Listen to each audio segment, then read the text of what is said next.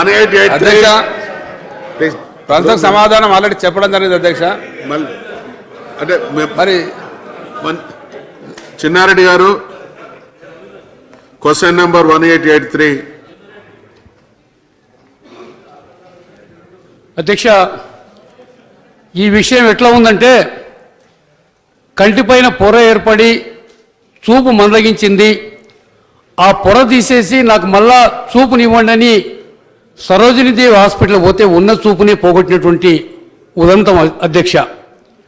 ఒకనాడు ప్రభుత్వ పరంగా నడుస్తున్నటువంటి ఈ సరోజినీదేవి ఆసుపత్రికి చాలా గొప్ప పేరు ఉండేది. పెరుగు శివారెడ్డి గారని చాలా గొప్ప ఆప్థల్మాలజిస్టు, ఈ ప్రపంచంలోనే గొప్ప పేరు ఉండేటువంటి వ్యక్తి. ఈ రాష్ట్రంలో అప్పటి ఉమ్మడి రాష్ట్రం కానీ ఇప్పటి రాష్ట్రం కానీ ఎవరికైనా చూపులో ఇబ్బంది ఉందనుకుంటే సరోజినీదేవి ఆసుపత్రికి పోతే బాగుపడుతున్న నమ్మకం ఉండేది. అలాంటిది మనకు గౌరవ మంత్రివర్యులు వారు తెలియజేసినటువంటి విధంగా ఏదైతే జూలై 7, 2016 నాడు 13 మంది వాళ్ళ క్యాటరాక్ట్ ఆపరేషన్ కని ఈ సరోజినీదేవి హాస్పిటల్లో చేరితే 8 మందికి చూపు పోయింది అనేటువంటి మాట మంత్రి గారు వారి సమాధానంలో చెప్పడం జరుగుతూ ఉంది అధ్యక్ష. దానికి ప్రధాన కారణం ఏదైతే సర్జరీ చేసేటప్పుడు ఆ కన్నును కడగడానికి వాడేటువంటి ఆ రింగర్స్ లాక్టేట్ అనేటువంటి ద్రవం కలుషితమైంది. దాంట్లో క్లెబిసియల్లా అనే బ్యాక్టీరియా ఉన్నట్లుగా కనుగొన్నాం. దీన్ని సప్లై చేసినటువంటి హసీఫ్ ఫార్మాస్యూటికల్స్ నాగపూర్ చెందినటువంటి సంస్థ వారు సప్లై చేసినటువంటి మాట కూడా వారు చెప్పడం జరిగినది. 8 మంది చూపు పోయిన తర్వాత ఏదైతే ఎంక్వైరీ ఓ టీం వేసినారో వాళ్ళను 72 గంటల్లో రిపోర్ట్ ఇవ్వమంటే 15 రోజుల తర్వాత కానీ ఈ రిపోర్ట్ అందలేదనేటువంటి మాట కూడా నేను సవినీగా మనవి చేస్తున్నాను. ఆ రిపోర్ట్ అందిన తర్వాత ఏం చర్య తీసుకున్నారు అంటే కేవలం ఒక నాంపల్లిలో ఉండేటువంటి 6వ అదనపు చీఫ్ మెట్రోపాలిటన్ మేజిస్ట్రేట్ కోర్టులో ఫిర్యాదు చేసినాం. ఇప్పుడు ట్రయల్ కోర్టులో కేసు పెండింగ్ ఉందనేటువంటి మాట వారు చెప్పడం జరుగుతూ ఉంది. అధ్యక్ష, తమ ద్వారా గౌరవ మంత్రులను నేను అడుగుతా ఉన్నాను. ఈ రింగర్స్ లాక్టేట్ అనేటువంటి ద్రవం వెస్ట్ బెంగాల్లో బ్యాన్ చేయబడింది. ఇది కలుషితమైనటువంటి ఈ ద్రవం అనేటువంటి ఉద్దేశంతోనే వెస్ట్ బెంగాల్ స్టేట్లో బ్యాన్ చేయబడినటువంటి దీన్ని మన రాష్ట్రంలో ఎందుకు తీసుకొని రావాల్సి వచ్చిందో నేను అడుగుతా ఉన్నాను తమ ద్వారా. అదేవిధంగా ఏదైతే చూపు పోయినటువంటి వారు ఉన్నారో ఈ ప్రభుత్వంలో మనం ఈరోజు విజువల్లీ హ్యాండిక్యాప్డ్ అంటే గత ప్రభుత్వంలో కాంగ్రెస్ ప్రభుత్వం ఉండేటప్పుడు ఒక్క కన్ను పైన 50% విజువల్లీ హ్యాండిక్యాప్డ్గా భావించి ఆ రోజు వాళ్ళకు పూర్తి స్థాయిలో ఆ విజువల్లీ హ్యాండిక్యాప్డ్ పెన్షన్ ఇచ్చేటువంటి వాళ్ళం. కానీ ఈ ప్రభుత్వంలో ఒక కొత్త రూల్ పెట్టినారు. ఈ ఒక్క కన్ను పైన ఇంకో కన్ను ఉంది కాబట్టి కనబడుతుందని ఆ పెన్షన్ కూడా ఇవ్వడం లేదు అధ్యక్ష. అందుకని ఈ చూపు పోయినటువంటి మన నిర్లక్ష్యం వల్ల, మన తప్పు వల్ల చూపు పోయినటువంటి 8 మందికి మీరు ఎలాంటి కంపెన్సేషన్ వారికి ఈరోజు మీరు ఇవ్వబోతా ఉన్నారు? వీరికి ఏదైనా అలాంటి పెన్షన్ ఇచ్చేటువంటి అవకాశం ఏదైనా ఉందా? ఈ ఏదైతే ఇలా మనకు Telangana state medical infrastructure development corporation వారు ఈ మందులు ఎక్విప్మెంట్ అంతా కూడా వాళ్ళు తీసుకొస్తారు కాబట్టి, తెప్పించే ప్రయత్నం వాళ్ళు చేస్తారు కాబట్టి ఈ తప్పుడు మందుని, ఈ కలుషితమైనటువంటి ఈ బ్యాక్టీరియల్ ఇన్ఫెక్షన్ ఉండేటువంటి ఈ మందుని తీసుకొచ్చినటువంటి అధికారుల పైన ఎలాంటి చర్య తీసుకున్నారో చెప్పాల్సిన అవసరం ఉంది. ఇప్పటికైనా ఈ రింగర్స్ లాక్టేట్ పైన మన రాష్ట్రంలో నిషేధం పెట్టారా లేదా, లేకపోతే ఇంకేదైనా ఫార్మాసిటికల్స్ సంబంధించినటువంటి మందులు ఈ హసీఫ్ ఫార్మా నుంచి కొనకుండా నిషేధం ఏదైనా ఈ ప్రభుత్వం విధించిందా? తమ ద్వారా గౌరవ మంత్రివర్యులను తెలపవలసిందిగా నేను కోరుతా ఉన్నా అధ్యక్ష.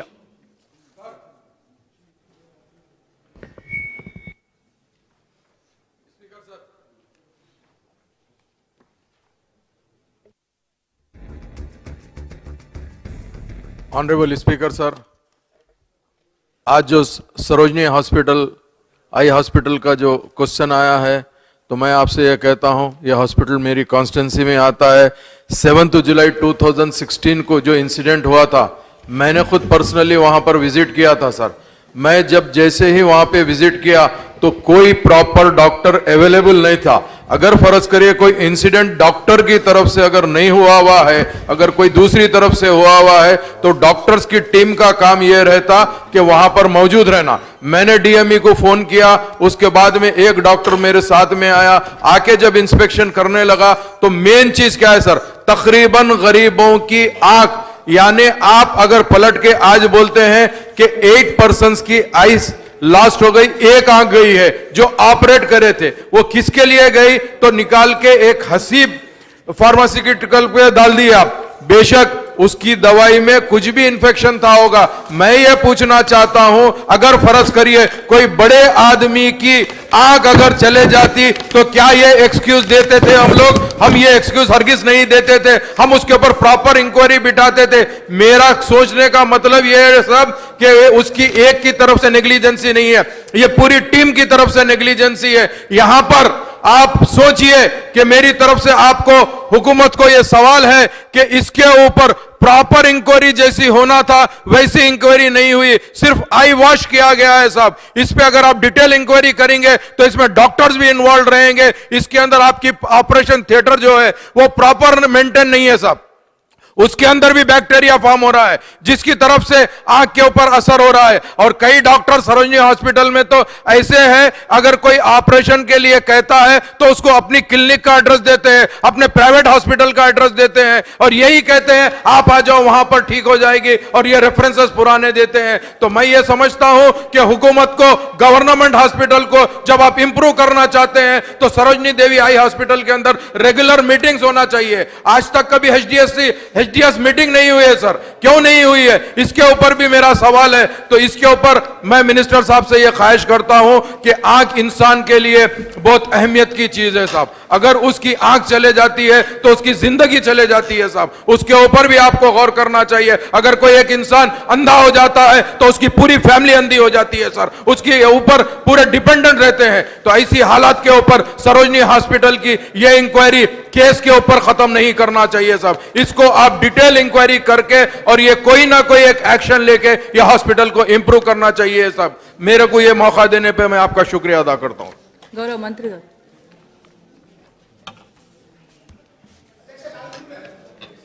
అధ్యక్ష, సింగిల్ సప్లిమెంటరీ సరోజిని దేవి మంత్రి గారు ఒక్క నిమిషం, మంత్రి గారు రామ్మోహన్ రెడ్డి గారు. అధ్యక్ష, ఈరోజు సరోజిని హాస్పిటల్ పైన ప్రశ్న ఉన్నందుకు నేను స్వయంగా అధ్యక్ష సరోజిని హాస్పిటల్కి వెళ్ళి అక్కడ ఉన్న వైద్య బృందంతో మాట్లాడి అక్కడ ఎలాంటి చికిత్సలు చేస్తున్నారు, పేషెంట్స్కి ఎలాంటి సౌకర్యాలు ఉన్నాయి, అక్కడ ఇబ్బందులు ఏమున్నాయని ప్రత్యక్షంగా నేను వెళ్ళి అక్కడ కనుక్కొని అక్కడ నుంచి అసెంబ్లీకి రావడం జరిగింది అధ్యక్ష. అక్కడ గత 5 సంవత్సరాల నుంచి ఎక్విప్మెంట్ లేదు అధ్యక్ష. ఒక 2 కోట్ల రూపాయల ఎక్విప్మెంట్ మనం ఇప్పగలితే 6 ఆపరేషన్ థియేటర్లలో ఇప్పుడు ఒకటే ఆపరేషన్ థియేటర్ అక్కడ పనిచేస్తుందని చెప్పి అక్కడ వైద్య బృందం చెప్పడం జరిగింది అధ్యక్ష. కాబట్టి మంత్రి గారి దృష్టికి తీసుకొస్తున్నాను, మీరు వెంటనే దానికి సంబంధించిన ఎక్విప్మెంట్ ఏదైతే ఉంటుందో అది ప్రొక్యూర్మెంట్ చేయాల్సిందిగా కోరుతూ, గతం లోపల బ్యాక్టీరియా ఉన్నటువంటి సెలైన్ని ఎక్కియడం మూలంగా 13 మంది పేషెంట్లలో 5 మంది పేషెంట్స్కి పూర్తిగా కనుచూపు లేకుండా పోయింది అధ్యక్ష. కాబట్టి వాళ్ళకి ఏదైనా మన ఈ కంపెనీ ఏదైతే ఉందో ఆ కంపెనీ, ఈ సెలైన్ మ్యానుఫ్యాక్చరింగ్ కంపెనీ పైన యాక్షన్ అయితే తీసుకుంటారో కేవలం వాళ్ళను బ్లాక్ లిస్ట్లో పెట్టడం కాదు అధ్యక్ష, వాళ్లకు పెనాల్టీ కూడా వేయాలి. అదేవిధంగా దీన్ని దేశవ్యాప్తంగా అన్ని రాష్ట్రాల హెల్త్ మినిస్టర్స్ కూడా మనం ఒక మెసేజ్ పంపించాలి, ఇలాంటి ప్రోడక్ట్స్ని ఎక్కడ కూడా వాడొద్దు, మన దేశంలోనే బ్యాన్ చేయాలి ఇట్లాంటి ప్రోడక్ట్స్ అన్న విధంగా మనం కనుక కేంద్రం దృష్టికి కూడా దీన్ని తీసుకొస్తే బాగుంటుందని చెప్పి తెలియజేస్తాం అధ్యక్ష. ఈ హాస్పిటల్ను 1957 సంవత్సరం లోపల నీలం సంజీవ్ రెడ్డి గారు మన ఈ హాస్పిటల్ని స్టార్ట్ చేయడం జరిగింది అధ్యక్ష. అదేవిధంగా అధ్యక్ష ముఖ్యంగా అక్కడ శివారెడ్డి గారు, పద్మశ్రీ అవార్డు పొందిన డాక్టర్ శివారెడ్డి గారు, అక్కడ అతని పేరు మీద ఒక చౌల్ట్రీ నడుస్తుంది అధ్యక్ష. ఆ చౌల్ట్రీ లోపల కొన్ని సదుపాయాలు మెరుగు చేయాల్సిన అవసరం ఉంది అధ్యక్ష. అదేవిధంగా జిహెచ్ఎంసీ ద్వారా గత కాంగ్రెస్ ప్రభుత్వం లోపల 5 రూపాయలకు అయితే భోజనం పెట్టే పథకం స్టార్ట్ చేసినామో ఆ పథకాన్ని ఈ సరోజిని దేవి హాస్పిటల్లో కూడా కొనసాగించాలని చెప్పి నేను మంత్రి గారి దృష్టికి తీసుకొస్తాను అధ్యక్ష. మినిస్టర్ గారు. అధ్యక్ష, సరోజిని దేవి కంటి ఆసుపత్రి గత చాలా సంవత్సరాలుగా బీద రోగులకు మరి కంటికి సంబంధించిన వైద్యం అందిస్తుంది అధ్యక్ష. ఈ హాస్పిటల్ ద్వారా ప్రతి సంవత్సరానికి 40 నుంచి 50 వేల కేస్ సర్జరీలు ఈ హాస్పిటల్లో జరుగుతున్నాయి అధ్యక్ష. మరి ఆ రోజు జరిగిన సంఘటన దురదృష్టకరం. మరి అటువంటి పునరావృతం కాకుండా అన్ని రకాల చర్యలు చేపట్టడం జరిగింది అధ్యక్ష. అయితే ఇటువంటివి ఇన్ఫెక్షన్ అనేది అంటే సభ్యులందరికీ గౌరవ సభ్యులు తెలిసి ఉండాలి. WHO నామ్స్ ప్రకారం 1 or 2 కేసెస్ పర్ 1000 అనేది నార్మల్గా వస్తుంటాయి అధ్యక్ష. అట్లాని దీన్ని నేను సమర్థించడం లేదు, అందరికి తెలిసి ఉండాలి కాబట్టి ఇది కామన్గా WHO నామ్స్ ప్రకారం ప్రపంచవ్యాప్తంగా 1-2 కేసులు ఇన్ఫెక్షన్స్ 1000 కేసులు వస్తూ ఉంటాయి. మరి అటువంటి సందర్భంలో ఏదైతే ఈ అసీఫ్ ఫార్మాస్యూటికల్ ద్వారా ఈ ఫ్లూయిడ్ సప్లై చేయబడ్డదో వారి మీద అన్ని రకాల చర్యలు చేపట్టడం జరిగింది. క్రిమినల్ కేసు కూడా నమోదు చేయడం జరిగింది. ఆ ప్రోడక్ట్ను మన స్టేట్లో బ్యాన్ కూడా, ఆ కంపెనీని బ్లాక్ లిస్ట్లో కూడా పెట్టడం జరిగింది అధ్యక్ష. దాంతోపాటు మరి హాస్పిటల్ సంబంధించి ఇంప్రూవ్మెంట్స్ కూడా పూర్తి స్థాయిలో చేయడం జరుగుతూ ఉంది. ఇంతకుముందు సభ్యులు రామ్మోహన్ రెడ్డి గారు అడిగినట్టుగా అక్కడ అవసరమైన ఎక్విప్మెంట్స్ అన్నీ కూడా ఆల్రెడీ ప్రాసెస్ చేస్తూ ఉన్నాం. తొందరనే అవసరమైన ఎక్విప్మెంట్స్ అన్నీ కూడా టెండర్ ప్రాసెస్ కంప్లీట్ అయితేనే సప్లై చేయడం జరుగుతుంది అధ్యక్ష. తర్వాత ఈ టెండర్స్ అనేటివి ఈ టెండర్స్ విధానంలో కొంత లోపాలు ఉన్నమాట వాస్తవం అధ్యక్ష. అయితే గతంలో ఇదే కంపెనీ అసీఫ్ ఫార్మాస్యూటికల్ అనేది గత 2007, 2009, 2011, 2013లో కూడా ఈ కంపెనీ మరి టెండర్లో పాల్గొనడం జరిగింది. అట్లాగే మరి 2015లో కూడా పాల్గొనడం, మరి టెండర్స్ నామ్స్ ప్రకారం వారికి అలాట్ చేయడం జరిగింది దశ. అయితే నేను గౌరవ సభ్యులందరినీ కోరుతా ఉన్నాను, ఇటువంటి నాసి రకం మందులు కావచ్చు, ఎక్విప్మెంట్స్ కావచ్చు, ఇంకొకటి కావచ్చు, అవి కొనే అవకాశం లేకుండా పూర్తిగా టెండర్ సిస్టంలో రిఫార్మ్ తేవడం జరిగింది. ఇప్పుడు మేము పాటిస్తున్న టెండర్ విధానాలు పూర్తి స్థాయిలో వాటిని రెక్టిఫై చేసి భవిష్యత్తులో ఎటువంటి మరి నాసి రకం ఎక్విప్మెంట్స్ కావచ్చు, మందులు కావచ్చు రాకుండా అన్ని రకాల చర్యలు చేపట్టడం జరిగింది. ఈ టెండర్ సిస్టంలో గతంలో ఈ L1 సిస్టమ్ ద్వారా మరి మందులు కానీ, ఎక్విప్మెంట్స్ కానీ, ఫర్నిచర్ కానీ ఇటువంటివన్నీ కొనే సిస్టమ్ ఉండింది అధ్యక్ష. దాంట్లో ఎటువంటి రూల్స్ పెట్టకుండా మరి ఎవరైతే టెండర్ నామ్స్ ప్రకారం L1 అంటే తక్కువ రేట్ వచ్చిన వాళ్ళకే ఇచ్చే పద్ధతి గతంలో పాటించడం జరిగింది. గత చాలా సంవత్సరాలుగా ఆ సిస్టమ్ కంటిన్యూ అవుతా ఉంది.